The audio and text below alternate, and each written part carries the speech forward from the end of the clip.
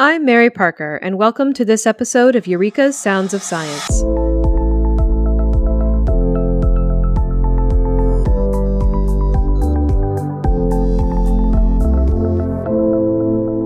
Vaccine boosters have been in the news a lot recently. While everyone is talking about COVID, I started to wonder about the history of boosters in general. Joining me to answer some of my questions is Dr. Peter Matos, a consulting physician for Charles River.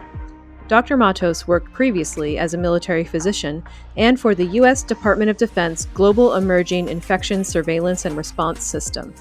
He joined me recently in our video series, A Dose of Science, and I'm glad to welcome him back. Welcome, Dr. Matos. Thank you, Mary, for that kind introduction. Happy to be back here to discuss the topic of vaccines. Cool. And, now that I have you back, before we get into the other questions, I'm curious, what exactly is the U.S. Department of Defense Global Emerging Infection Surveillance and Response System? And could they have fit any more words into the name of their department? So GEIS is what the acronym is, sits under what's called the Armed Forces Health Surveillance Center, and their job is to be an early detection system for emerging infectious diseases such as COVID. Well, they probably had their work cut out for them in the past couple of years then. So yes, good luck to them. My goodness. So can we start with a bit of a history lesson? How did we discover that some vaccines needed boosters? Yeah, and a matter of fact, almost all vaccines need boosters, right? The one that comes to mind that you don't necessarily need a booster is smallpox. And smallpox is unique in that it's a sterilizing vaccine. And most of the time, most people, you're going to have a scar on your arm from where you got your smallpox vaccine. So outside of that, almost all other vaccines, and in fact, all other vaccines require a booster. So, if you think we're all adults, right? If you get a really deep cut, one of the first things we do if you come to the emergency room is we ask, when was your last tetanus shot?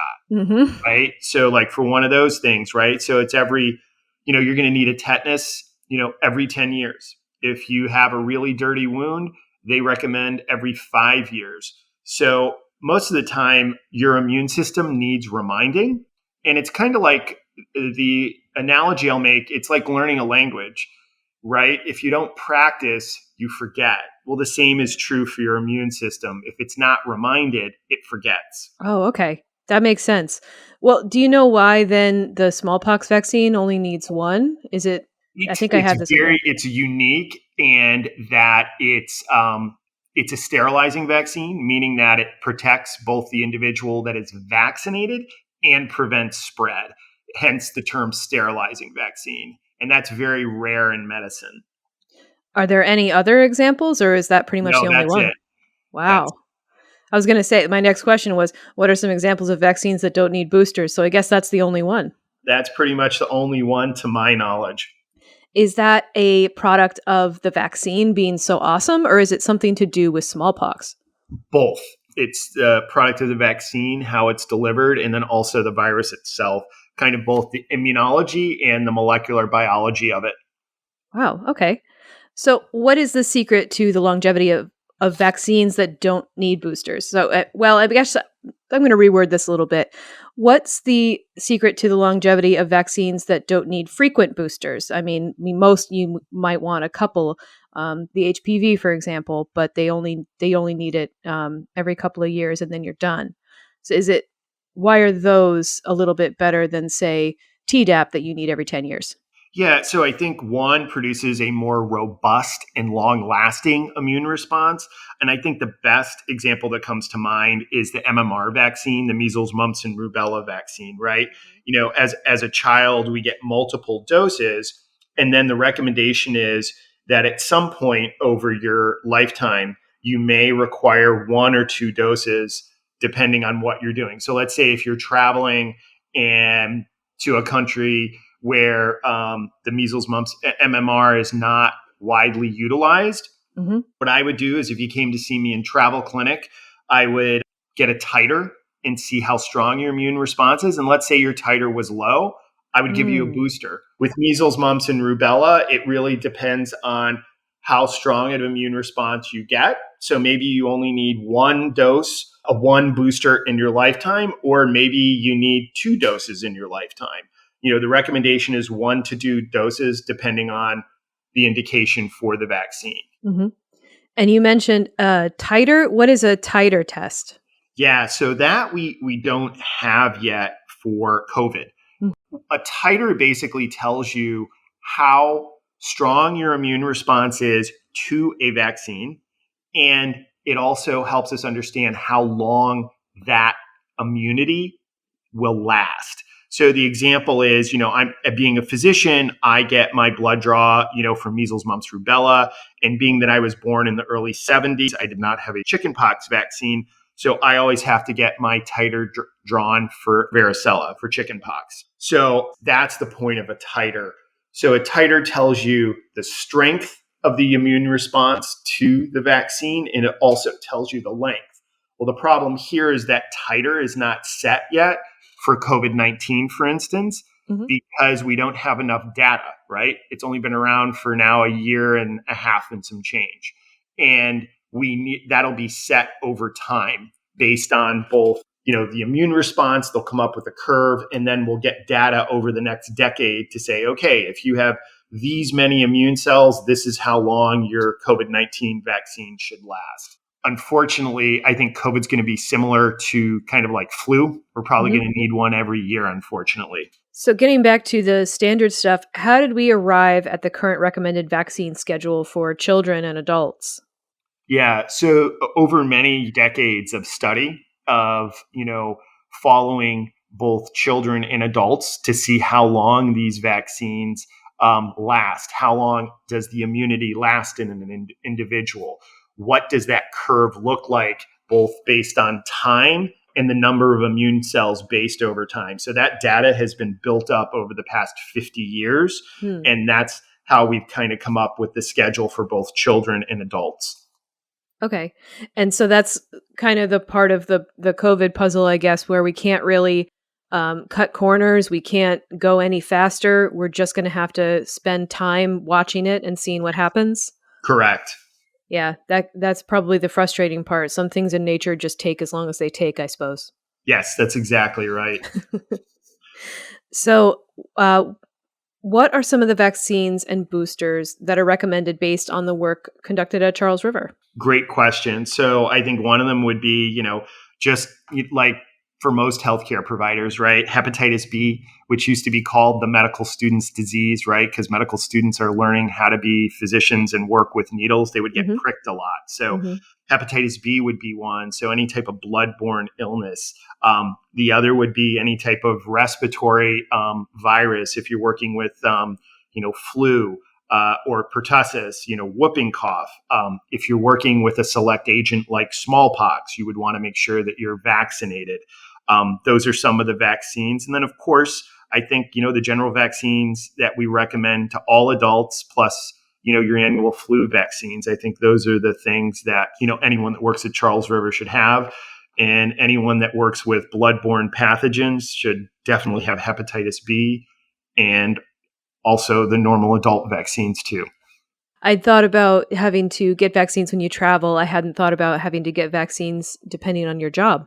Yes. So for instance, in the military, I think we have an anthrax vaccine that's pretty unique. So I'm not sure, but if you had people at Charles River that worked with a select agent such as anthrax, they would probably be required to have that vaccine. Do you think that eventually a booster for COVID will be recommended? Or is it more likely that we will need to develop different vaccines to account for the variants, kind of like the flu?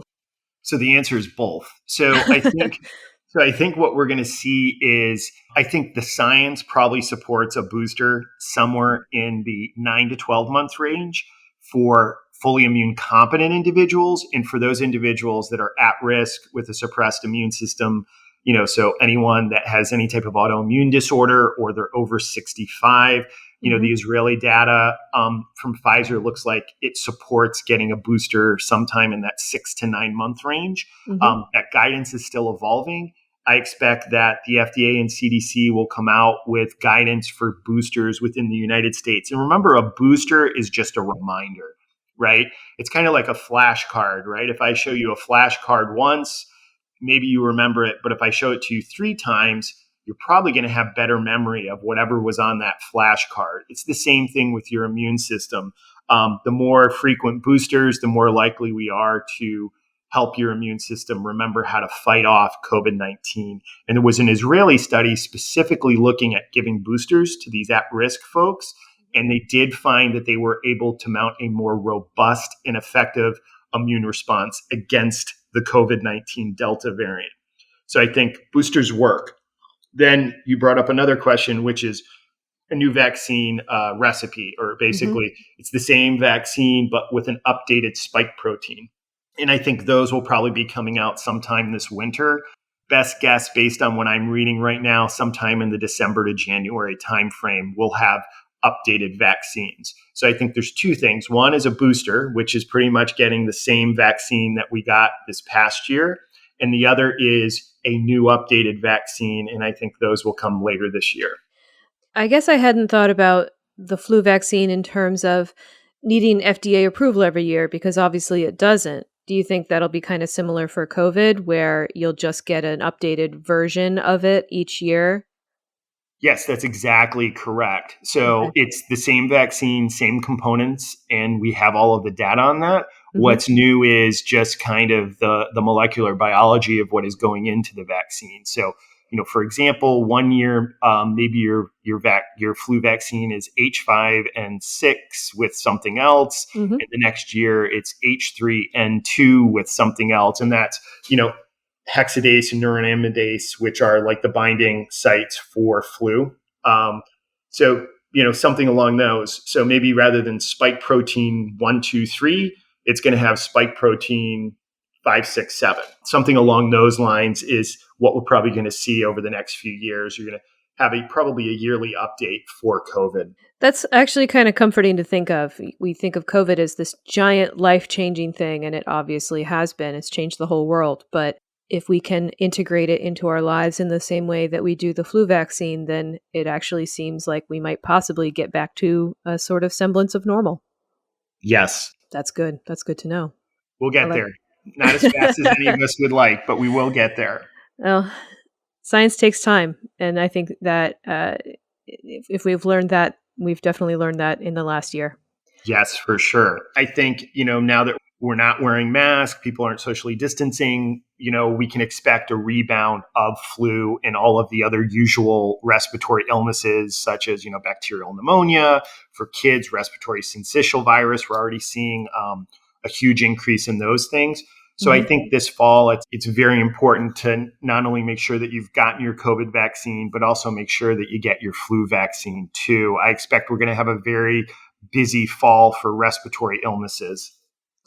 Yeah, people have been wanting to get back together with friends and family for a long time. I could see that spiking, even maybe more so than previous years. Not understandably, we're all desperate to see our friends and family. Yes, but we need to make sure that we're protected, and so are they. Absolutely. Well, thank you so much for joining me, Peter. This has been extremely helpful and enlightening, and also kind of comforting. You're welcome, and stay positive and get vaccinated. Will do.